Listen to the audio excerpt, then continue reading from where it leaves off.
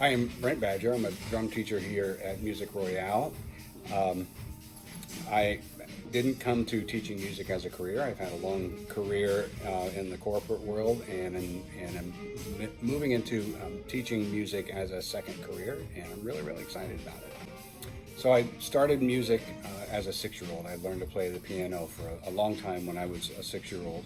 And I started drums in the 5th grade, started in the school band and played through high school in the marching band and the jazz ensemble, and even some into non-music major ensembles in college. And it's just kind of stuck with me since then. I studied professionally when I was in middle school and high school, and I've been drumming now for more than 40 years. And finally had an opportunity to do something else with it, and I'm really excited about that. My advice for a starting student, somebody new to drums and percussion, first of all, be okay with the simple. There are a lot of ways that you can sort of frustrate yourself by trying to do it all at once, taking a part that you like and trying to play everything just like it is on the recording. But particularly with drums, you can enjoy playing to the music even if you're just tapping out the rhythms on a practice pad. So the first thing I would say is enjoy the simple and not overthink it. I would also say, even for an advanced student, that some of my favorite drummers, I can name a couple of them, actually, some of my favorite drummers who are well established are also students. And so it's a continuous learning process. There's not one right answer, and it's all about building the tools that you need to unlock your creativity and not getting too hung up on nailing the part just like you hear it in the recording. My teaching philosophy is based on a couple of thoughts. First, it's about the love of music and making music. And the student has to have that innate love of music and making music for this to be fun and rewarding for them. I would say that some things that I might know that a particular beginning student might not know is that these are skills that are going to translate to the rest of your life regardless of whether you remain a musician. So I would say I kind of come at it with that in mind, and I would say I anchor to kind of a few key principles. One is it's got to be fun. It's got to be an enjoyable process. The other thing I would say is it's kind of like a journey with a somewhat vague destination and no real roadmap. So the metaphor that I always use in my corporate life is it's kind of like crossing a raging stream. So if you're on one side, you know you want to get to the other side of the stream. You kind of can see what's over there and what you want to get to, but it's about taking one stone at a time. Take that first step, pause a minute, look around and say, what's the next most interesting thing I can do? And learn. So it's about taking one thing at a time and not being afraid to stretch a little far. You might get your feet wet, but you might advance a little farther toward your destination. Why did I choose the drums? That's a really funny story. When I was in the 5th grade, all the boys wanted to play drums, so they had a test to weed out the people who couldn't count. So I successfully passed the test. My mom had a trumpet for me that she was convinced I was going to learn to play the trumpet, but I passed the drum test and I said, that's it, I'm going to be a drummer, and never looked back, never learned to play the trumpet either.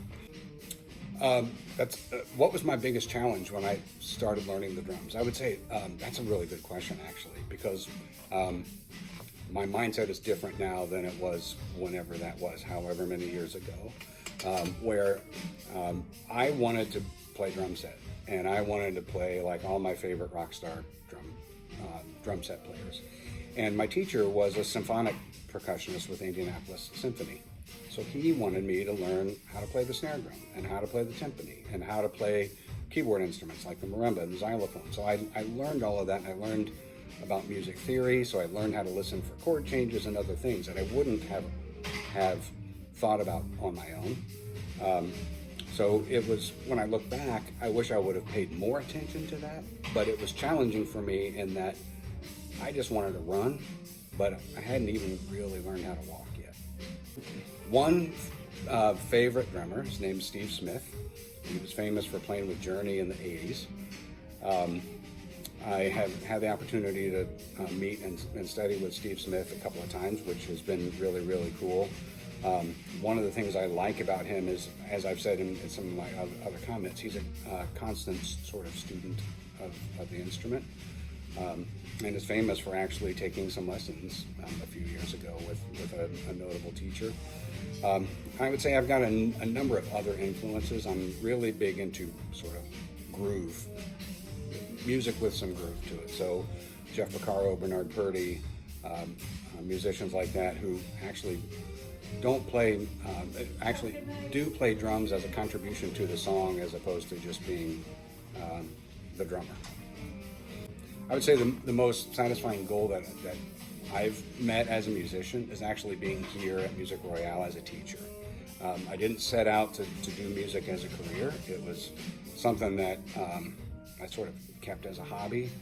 But in recent years, I've had opportunities to be out and playing and contributing in that way, and to have the opportunity to come back and take all of those things I've learned, not only as a musician, but in my corporate life, and developing the teams that work with me and so on, to be able to bring that back and contribute to someone else's love of music has been really rewarding so far, and I'm really looking forward to doing more of that. Who do I play with? I play with a couple of groups around town. I'm in an acoustic trio called Step Back 3, where I play congas and a lot of hand percussion. We do mostly patio or smaller gigs in the warmer months. And then mostly I sub with a number of cover bands around town. So my drum set gigs are primarily sub gigs. I've been in a couple of bands before. Probably over the next handful of months, I'm going to be looking for more opportunities to get out there and play drum set as well. But that practical experience is what I think it contributes to my ability to have something to say to my students. If I've got a student that wants to quit music, I'm a problem solver by nature, so I'm going to want to pick that problem apart and understand what's not satisfying about it. So, as I said, sort of my number one anchor for my students is that the lessons have to be fun. So if they're not fun, I'm going to want to understand why.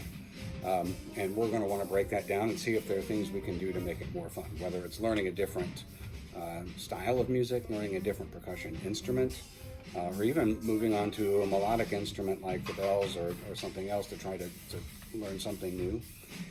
At the end of the day, if the student's not interested in music, it may not be for them, and that's okay, but I'm not going to be one that's going to want to give up easily, because I'm one who believes in sort of sticking with it and really understanding if you're going to change direction, why you're changing that direction. I always had a boss that would say, if I wanted to make a job change, he would say, you should make sure you're running to something and not away from something. So I would want to ask my students and understand, what are you running to? If I've got a student who's struggling, but is still motivated to stick with it, my biggest advice is always to break things down into their simplest parts. With drums, that becomes a really, really tangible concept. Because particularly with a drum set, drummers are maybe doing 5 or 6 different things with 4 different limbs, and there's a tendency for people or students or players to want to try to do it all at once. And one of the things I work on a lot with my students is, let's break it down to its elements. Maybe it's just the one pattern on the right foot, or the one pattern in your left hand, and maybe it's the combination of those things that's the trouble spot. So I would advise students, don't get stressed out about it, because that's not helping you, but let's understand sort of the elements of what's causing you the frustration, and let's deal with them one at a time. I would say my favorite song to play, if I were on a desert island with a drum kit that could only play one song over and over again, it would probably be Rosanna by Toto. I just love the groove. It's got the pretty shuffle in it. It's got some hard rock parts. It's just a beautiful drum part, and I love it. What makes me unique, I think, is I'm coming at this as a second career. I didn't pursue music or music education as a career. I do have teaching experience. I taught statistics for a while at Ohio State. I did teach music when I was in marching band. I did some marching band education in my younger years. So it causes me to come at this from a different perspective. So I know what music has contributed to my life as a non-musician. And I think that adds perspective that I can bring that's unique to me.